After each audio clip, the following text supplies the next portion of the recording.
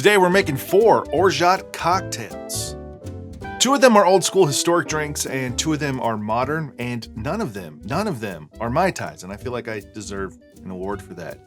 Now, Orgeat is a sweetened almond syrup, and you can make your own, which I do, and I just shared a video how I make my updated clarified Orgeat. I also have a faster method that will take you 1 minute, or 60 seconds as the kids say. You can also buy it. Liber Co makes a great Orgeat that has a toasted almond flavor, and I'll be using that in 2 of the drinks today, and then mine in the other 2. Liber Co is sponsoring this video today, and one thing I enjoy about their Orgeat is that it's very different than mine, and that was intentional on my part when I was creating my recipe. When I was coming up with mine, I wanted it to be different than theirs because I do think that theirs is so good. So if you're interested in picking up some of your own or any of their other syrups, then check the link that's in the description. Well, there is no more classic Orgeat cocktail than the Japanese cocktail. That one is just, it's a little too basic for me. It's just cognac, Orgeat, and bitters. It first shows up in Jerry Thomas's Bartender's Guide from 1862. And Orgeat is not too rare during this time either. And recipes for how to make it and cocktails come up often from the 1860s all the way through Prohibition. But the cocktail I'm sharing with you right now is from a recipe I came across sometime after the repeal that is also simple, but a little bit more balanced. And this one didn't have an official name, but the unofficial name from this recipe source is the Road to Liquid Fame. Start with 1 ounce of lemon juice, 1 ounce of Orgeat, and I'm using the Liber Co Orgeat for this one, and then 2 ounces of gin.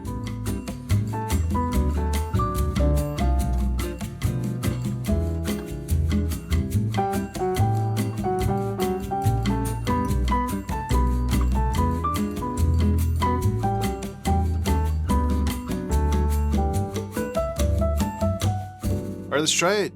Cheers. All the flavors in here go together so well. You get obviously the botanical notes from the gin, the lemon juice, and then the Orgeat. You get the almond first and foremost, but you also get the floral notes there from the orange blossom that is in the Orgeat. So it's a pretty simple, delicious, elegant drink. And if you make one of these, let me know in the comments below.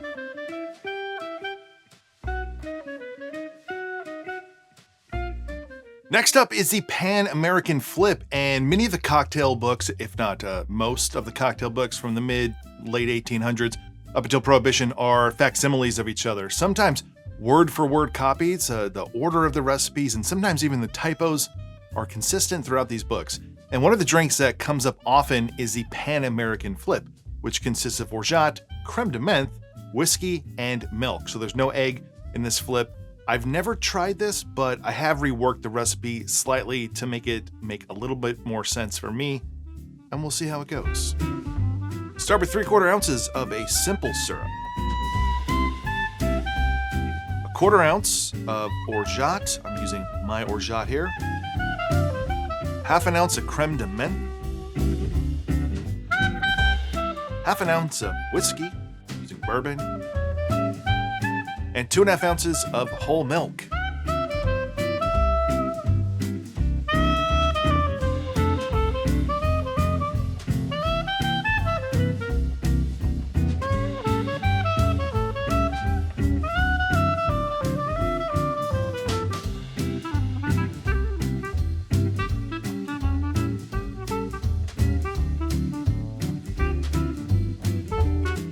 All right, we're just gonna garnish this with a cherry.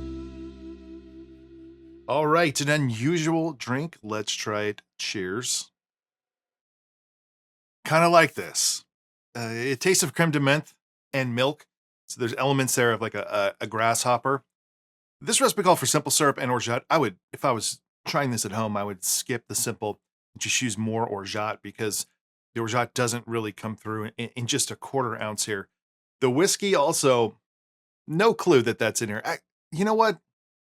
Shouldn't say there's no clue. There's like a little bit of a finish to it that tastes like bourbon, tastes like a bourbon cocktail, but it's so mild because up front you're just hit with the crème de menthe and that lingers throughout. Then on the back end you get some of the bourbon. It's not bad. I mean, it's a milky cocktail. So if you're looking for a cocktail that's also a meal replacer, then maybe you want to try Pan American Flip.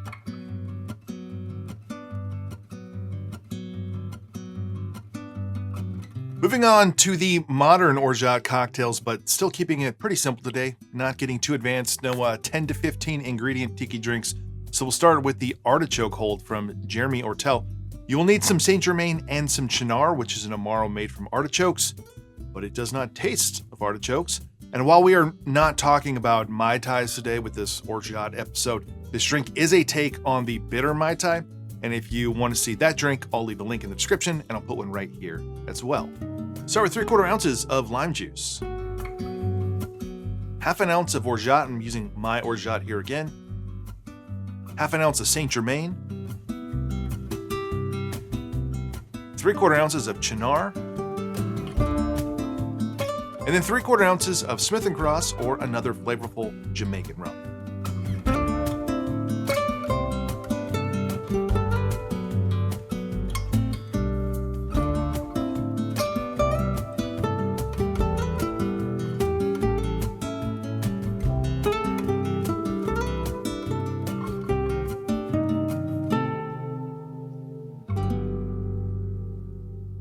Let's try it. Cheers. This would be great or even ideal for someone who doesn't really know that much about Amaro, or someone who likes a little bit of bitterness but not too much. If the idea of a Mai Tai with Campari seems like it's too much to you, this is a nice entry to that.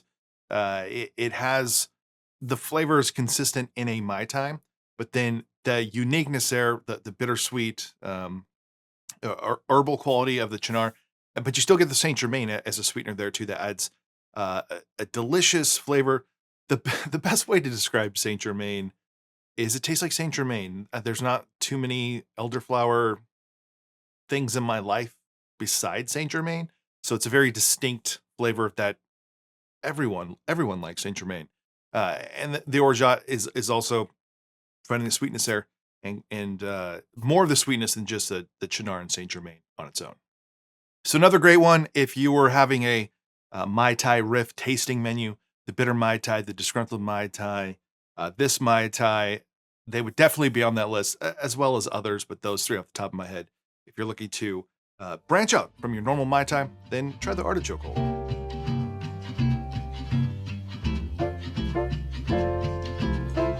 Last cocktail today is one of the more unique cocktails I've ever come across, at least recently, that combines a bunch of unique and bold flavors.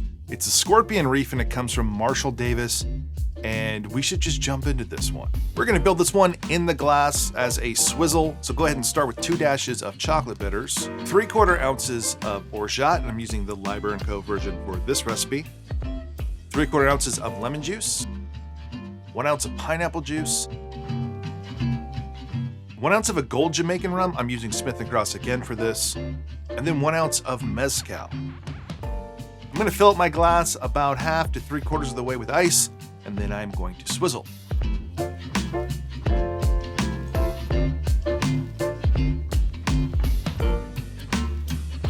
Now I'll top with some more crushed ice and swizzle a little bit more. Now I'm gonna add some mint, and then we're gonna put 5, 6, maybe even 7 dashes of Angostura bitters. And then sprinkle on some 5 spice. Let's try it. Cheers. Mezcal is one of those ingredients. It's not a love it or hate it thing, because I don't love it, and I also don't hate it. I just find that it's too much. It's too much of that flavor. Some of them, and not all of them, some of them have too much smoke for me. This is not. This to me is balanced out, but obviously the mezcal you use, as always, a huge important factor here, because that could take over everything else. The Smith & Cross there, the Smith & Cross and mezcal combo kind of shows, I think, how rum is versatile, because even Smith & Cross, kind of the big, bold rum, the mainstream rum, it gets taken over here by the mezcal. You can still pick it up, but if you use anything lighter, if you use, like, let's say Appleton Signature, you're not going to know it's in there at all. There's a nice, mild, subtle juiciness to it. Like the pineapple juice doesn't overtake it either. So you get the pineapple juice and lemon juice, and obviously the sweetness from the orgeat. All the bitters, like, the chocolate bitters, as well as the Angostura, it's hard to separate those out to say, okay, yeah, I can definitely pick up each one of those. That's why this drink was so interesting to me. It just had so many different things in it that don't typically go together, that I thought this is beyond just interesting. This is a drink that I'm a fan of and I enjoy, but the caveat here is, it is like, if I had a menu, it would be in the mezcal section. Like, it would not be like, here's just a signature cocktail for you to have. This is something where you really want to make sure that you like mezcal and you're into it, because that is going to be the dominant flavor.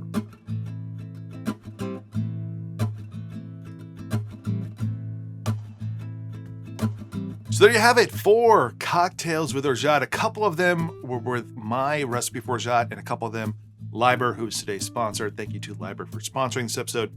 All 3 of these were very good. Even the Pan American Flip, the milk and whiskey and creme de menthe cocktail, I enjoyed that. So a little bit of something for everyone here. And they're all kind of like, they are all going to be like a touch different than your standard daiquiris or Mai Tais or margaritas. So if you're looking to just venture out a little bit from your normal comfort zone, try one of these cocktails. I can't say that you're going to love any of them, but they're all delicious on their own.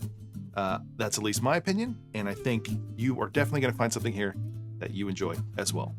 So if you enjoyed this video, please give it a like below. Consider subscribing to the channel.